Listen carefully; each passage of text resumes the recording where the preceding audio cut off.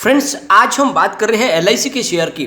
LIC के share ने आज फिर से नया लो बना दिया। अब लोगों को समझ में नहीं आ रहा कि क्या किया जाए, कितना स्टॉक और गिरेगा। तो यहाँ पे बहुत बड़ी अपडेट निकल कर आ रही है, उसको डिस्कस करेंगे। साथ में रिसर्च एनालिस्टों की जो राय है उसको भी डिस्कस करेंगे।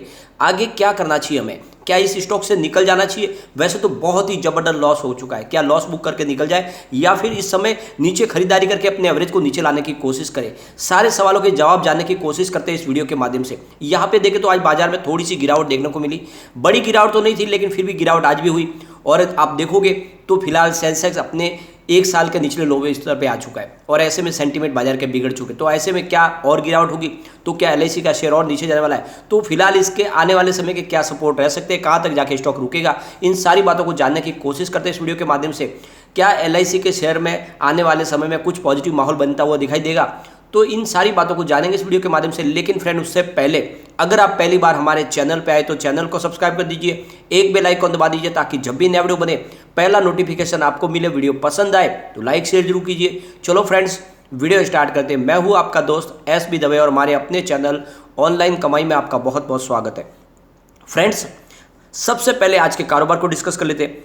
तो आज स्टॉक ओपन हुआ 669 पर, यानी लगभग आप देखोगे तो क्लोजिंग जो थी उसी के आसपास शुरुआत हुई और इसने जो लो बनाया वो है 651 का, बिल्कुल नया लो बना आज।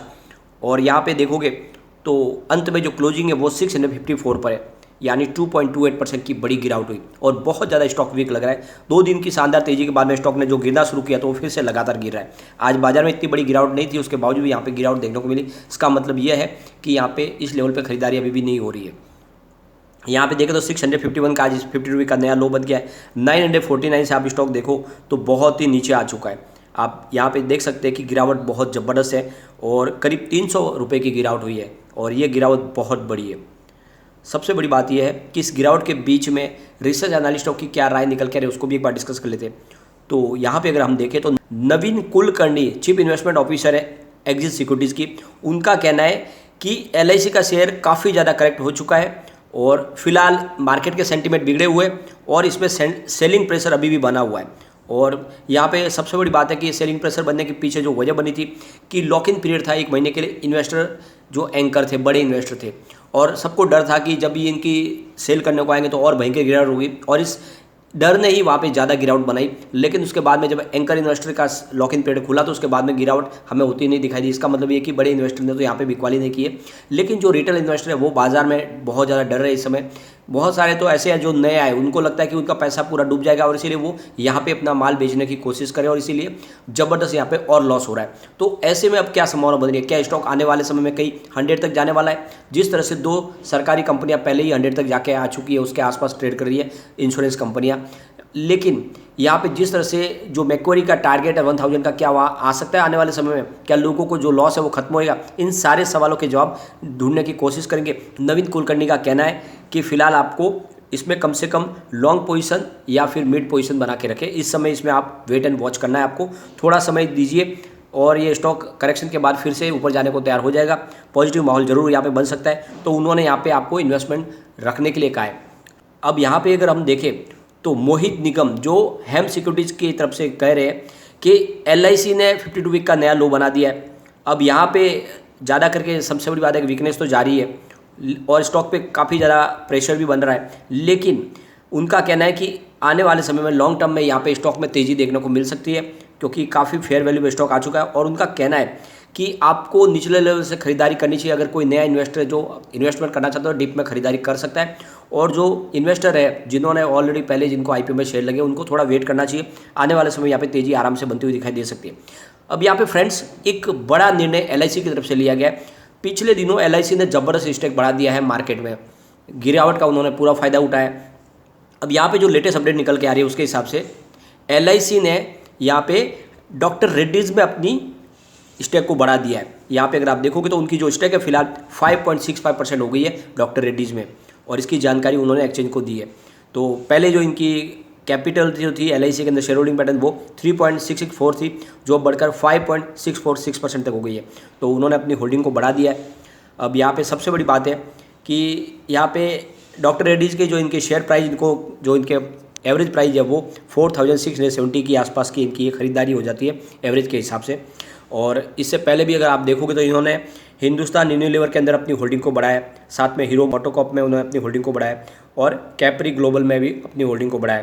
तो इस गिरावट का LIC पूरा फायदा उठा रही है और लगातार खरीदारी कर रही है। आने वाले समय में LIC के प्रॉफिट में इसका नतीजा हमें देखने को मिल सकता है।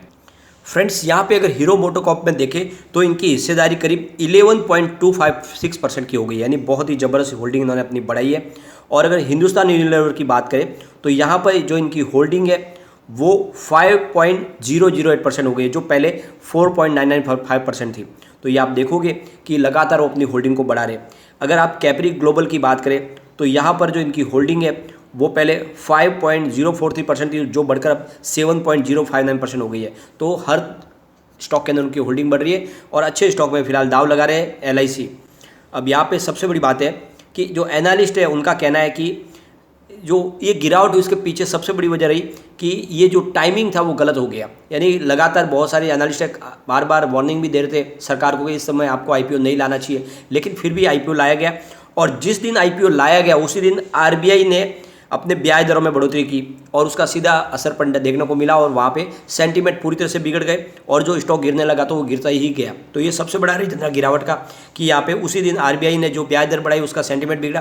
दूसरी तरफ बाजार के वातावरण तो खराब ऑलरेडी हो ही चुका। फ्रेंड्स, अगर हम LIC के चेयरमैन मिस्टर कुमार का बयान देखें तो उन्होंने क्लियरली कहा है कि ये जो गिरावट है इसके पीछे बाजार जिम्मेदार है, न कि हमारा कारोबार। हमारा कारोबार बहुत ही बेहतरीन है, हम मार्केट लीडर है और आने वाले समय में यहाँ पे आपको तेज़ी डेफिनेटली देखने को मिलेगी और इसकी जो प्राइस रखी है वो काफ़ी फेयर है और इसीलिए यहाँ पे आपको डरने की जरूरत नहीं है, बल्कि धैर्य बना के रखना है। आने वाले समय में आपका जो भी रिटर्न है उसमें कई गुना बढ़ोतरी की संभावना बनेगी।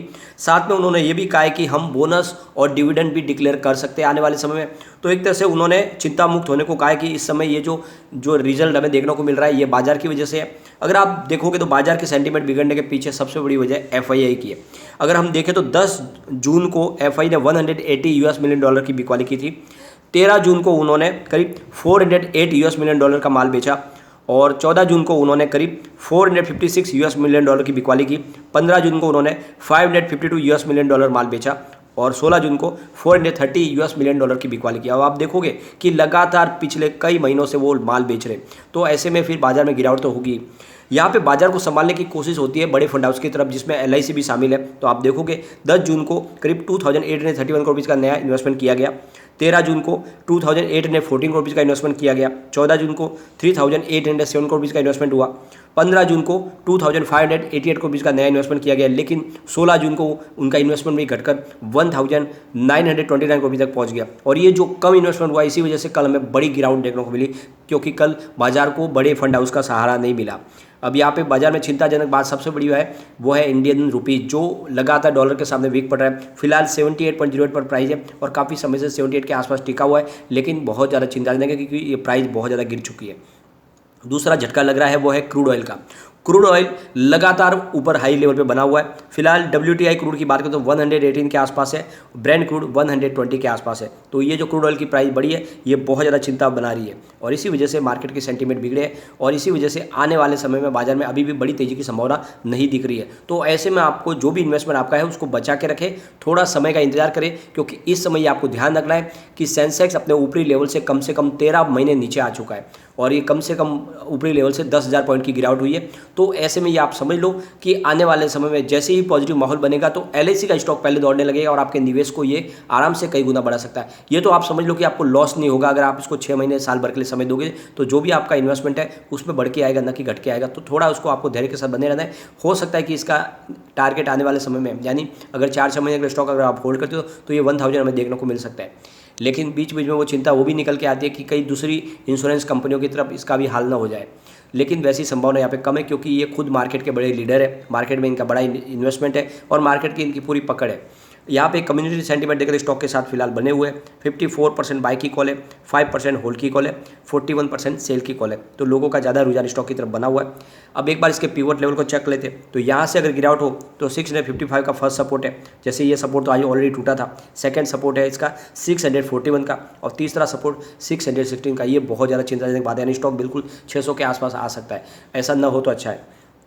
पॉजिटिव माहौल बनेगा तो फिर 694 का फर्स्ट रेजिस्टेंस है, इसको पार कर लिया तो फिर 719 तक स्टॉक जा सकता है और वहाँ तक पहुँच गया फिर 733 तक भी जा सकता है। तो ऐसी हम कामना करते हैं कि स्टॉक ऊपर की तरफ जाए, क्योंकि बहुत ज़्यादा लोगों को लॉस हो रहा है। इसके लिए हमें थोड़ा वेट एंड वॉच तो करना ही होगा। और जैसे ही एक बार बाजार में थोड़ी सी पॉजिटिव माहौल बननी शुरू होगी और खरीदारी शुरू होगी तो ये स्टॉक जरूर दौड़ेगा, तो थोड़ा वेट एंड वॉच करें। लेकिन फ्रेंड, कोई भी इन्वेस्टमेंट करने से पहले अपने फाइनेंशियल एडवाइजर से बारे ले या अपना खुद का रिसर्च करें, क्योंकि मैंने वीडियो आपके एजुकेशनल पर्पज के लिए ही बनाया। वीडियो पसंद आए तो लाइक शेयर जरूर कीजिए और चैनल को सब्सक्राइब कर दीजिए।